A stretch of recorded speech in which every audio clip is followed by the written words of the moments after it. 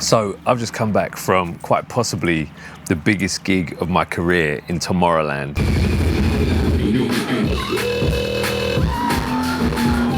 I gotta say, for many reasons, but I gotta say, it blew my mind, the scale of it and also the reception that I got. So I'll explain. So I brought my cousin and my brother along with me, and my cousin, he might have said it in like a light-hearted way, but he was like, "Oh, I think like you're really talented, you know." And when he said that, I kind of thought, I think that talent is like not the main part of it. I don't even think I'm that talented. I think it's the hard work kind of beats talent thing. I think we have like genetic predisposed genetically to do some things or to learn quick or to be good at something. But I'm not like naturally, I'm not like a good runner. I'm not a good, I'm not a quick learner. I'm not a good reader. I read a lot, and I'm still really bad at reading. Like I skip lines and stuff. Like, I wouldn't say I'm like good at learning languages, but I do it every day. I'm like, so there are people that are better than me in so many things, writing tracks included and DJing included. But I think I just do it a lot, and I prioritize it a lot, and I enjoy it. So I kind of lean into the things that I enjoyed. So, which career-wise, sometimes you're told to lean into the things that's going to earn you money, or that you're good at. But I lean into things that I'm not necessarily like good at. I just really enjoy it, and that's why, to be fair, that's why it takes so long, to be honest. But yeah, anyway, we checked in at the hotel, we hung around, got some had a little bit of food and stuff, and up to this point it was very normal. So checked in at the hotel, we were greeted by the staff, and we were accredited, we got our bands and stuff, all really cool. And that's kind of very normal, like accreditation and being greeted by staff, that's normal. Then we got put in the transport, which again is like pretty normal to go to the festival. And we in our transport, it was Joel Corey's manager and Jem Cook, who's also done a couple tunes with Wilkinson, and she's done tunes with Camel Fat. It was really sick to meet her. Big up Jem. Great to connect. And it was cool to see like my brother and cousin, who like really they don't. My cousin does come from this world a bit, but my brother, like, he doesn't come from this world at all. Do you know what I mean? He's a project manager at a company. So like it's interesting seeing him like interact with people from this world. I really, really enjoyed watching that. And then we got to the festival, and we like met some more staff there. And this is where it got like not normal in like the best way possible. There was like an itinerary, and I'm a bit of a foodie, right? There's an itinerary for like it was called the Artist Village, right? There's like an itinerary of like at what points of the day they're doing what. So like, there's like I don't drink, but there's like a wine bar with like loads of detailed different wines, all like completely free for me and my team, which were my cousin and my brother. And then like canapes. We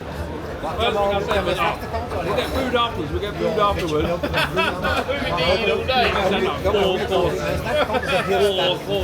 Food. There was like waffles from like 2:00, then like 4:00. There was like food, like Korean barbecue chicken, or like fish, or steak and tomatoes and potatoes, or all kinds of stuff. So much stuff. So we had that, and I wasn't missing a damn meal, even like right to the very end. Like, this is on top of like your hospitality rider as well at the was a wasp at the stage. So we had some food, and we were like, right, let's go look around. Let's go look around the festival site. So we looked around, was blown away, was having great fun, and before I knew it, it was obviously like time for the set. So I was like, right guys, we should probably Do you know what I mean? Let's do the job. let's do what we come here to do, you know. So I went there, and I really didn't know what to expect. Like, you know, not many people from my immediate circle get booked there. Do you know what I mean? Like the people that I see week in, week out, like, you know, like my general peers, people with like a D&B All Stars type of lineup, or like, you know, like my immediate circle, none of those were really booked on there really. So I was like, I didn't really know what to expect, crowd-wise or like fan base-wise. And when I got there, I started playing, and someone held up and it gets like that sign on their phone, and I felt like it was so welcoming, man. It felt like I was kind of home, you know. Yeah, that really made me that made me feel like, oh, I'm where I'm supposed to be, like right now here DJing, like at Tomorrowland. And I got on the mic and I said, like, addressed them as Tomorrowland, which was really, really unique and surreal. It was very surreal. And yeah, played the set. The set went really, really quick, and it was popping off, and it was full up the whole time. Couldn't have been any more impressed with the turnout, and you guys that showed up and wanted photos and wanted to chat. Like, I could have stayed there all day and chatted. Yeah, and so let me know if you was there, because yeah, I had no idea what to expect, and I'm still getting tags from it on my Instagram, which is a really good sign. It means you guys enjoyed yourselves. And yeah, then afterwards, just went on a massive side quest.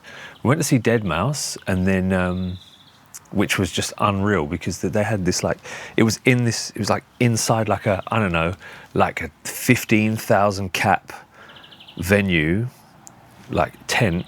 It wasn't even a tent, it was like a solid building. I don't know what it does throughout the rest of the year, but like it's got these like moving, it's got like tons of squares on the roof, and it's like moving tiles like this with like lights on them. Yeah, like I say, there's like 15,000 people in there, easy, maybe even 20k. And then went to some like tiny little like house stage, and I, like, to be honest, I prefer like hard techno than house, but like I just went to this stage, like, and I was just feeling it. Bruv.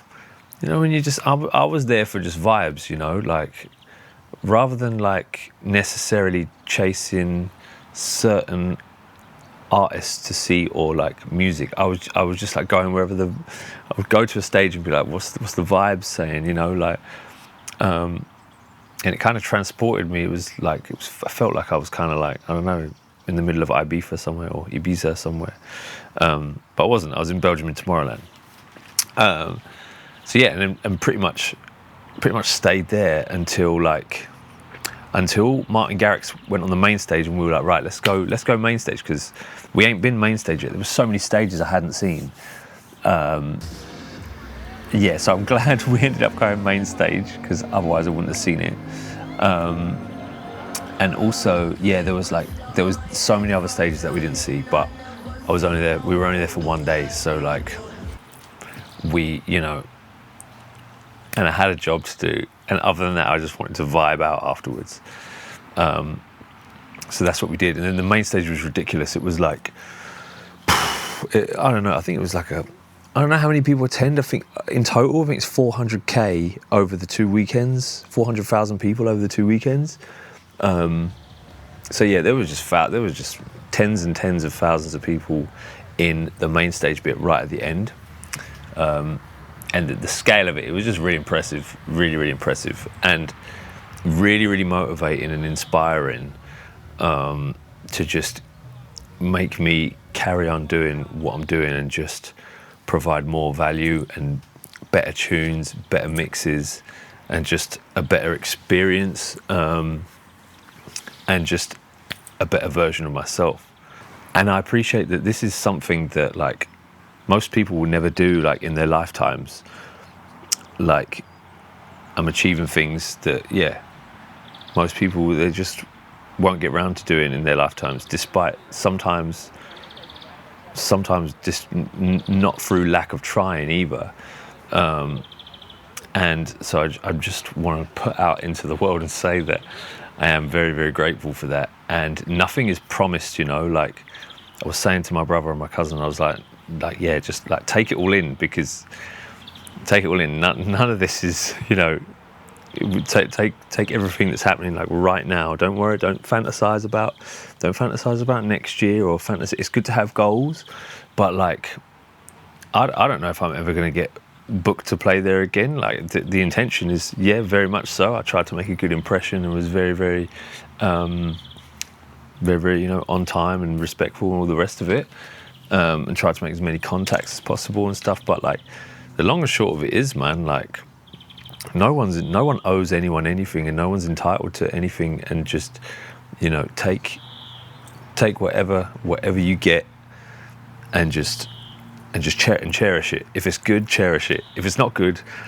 take what you get and throw it away. You know, if it's something that doesn't serve you or isn't what you want or need in your life, get rid of it. But for the good stuff that's happening, like for example, the stuff that's happening over the summer for me currently, yeah, I'm about just embracing it. I keep getting asked like by people, oh, are you at Boomtown? Are you at Boomtown? And it's like, no, I'm not at Boomtown, but like, you know, a hell of a lot of the artists that are on Boomtown weren't on Tomorrowland. So like, it's when Boomtown's on, I'll just be at home making tunes, you know, like, or I don't think I've got any gigs that weekend, no. So like, yeah, it's just one of them. It's one of them, and who knows? You just keep working hard. I've never played Boomtown as Gino. I've played it as well, on my first alias called Rushmore. I was booked. No, I wasn't booked to play Boomtown. I was there, and someone I knew was hosting the stage. So that was a pay to play sort of thing, which is what a lot of DJs do when coming up, and I think that's okay to do as well. Just off topic, I think it's okay when you're just starting out. I think it's okay to do because it makes you hungry for that paid booking. So yeah, that's my final thoughts. Tomorrowland, what an incredible festival. Obviously, I would really love to be back, but if not, I would highly recommend going back. If anyone's even thinking about going, I think you should go. To be honest, this is your sign, I think. And yeah, I don't know what it's like to go to Tomorrowland and not be an artist. Do you know what I mean? So it might be, here's me talking about the free complimentary wine and steak and stuff. But keep in mind that it's a festival with a normal amount of hospitality, etc. But yeah, once again, thanks for listening. If you were at Tomorrowland, let me know in the comments. If you weren't at Tomorrowland, let me know in the comments. And here's the video. Here's a link to the next video. Big up. Make some noise for Gino!